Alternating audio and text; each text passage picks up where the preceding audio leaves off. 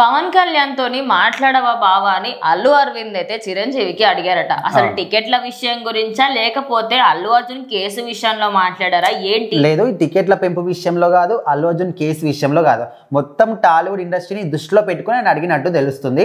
అయితే రీసెంట్గా మనం చూసాం తెలుగు సినిమా ఇండస్ట్రీ పెద్దలు, అదేవిధంగా సీఎం రేవంత్ రెడ్డి, సో వీళ్ళందరూ కూడా భేటీ అయ్యారు.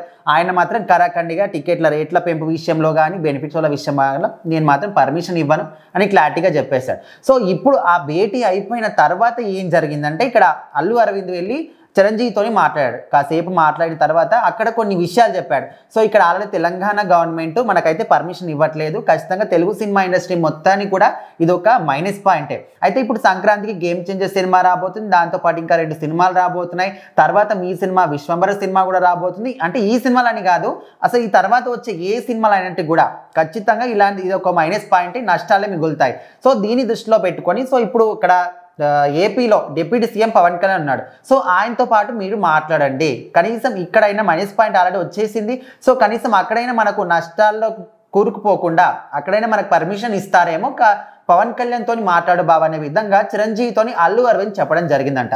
సో ఆయన కూడా ఏం చెప్పేశాడు, కరాఖండిగా నేను మాత్రం మాట్లాడే ప్రసక్తి లేదనే విధంగా డైరెక్ట్గానే చెప్పేశాడంట.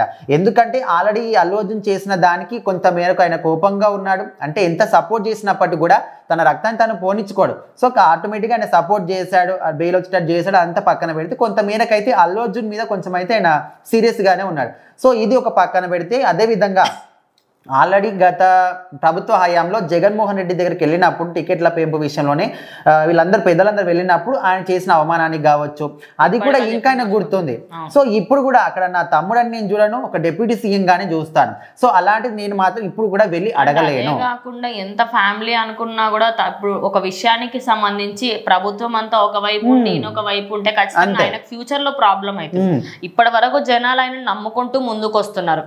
మరి అలాంటి సమయంలో అల్లు అర్జున్ కి సంబంధించిన ఒక్క విషయంలో పవన్ కళ్యాణ్ వెనక్కి తగ్గి ఆ మావోడే కదా అని చెప్పేసి ఆయన ముందుకెళ్ళిన ఖచ్చితంగా ఓన్లీ కేసు విషయంలో కాదు, తెలుగు సినిమా ఇండస్ట్రీ మొత్తాన్ని కూడా అక్కడ ఒక తమ్ముడిగా పోయి అడిగితే, అన్నగా పోయి అడిగితే ఖచ్చితంగా తప్పే.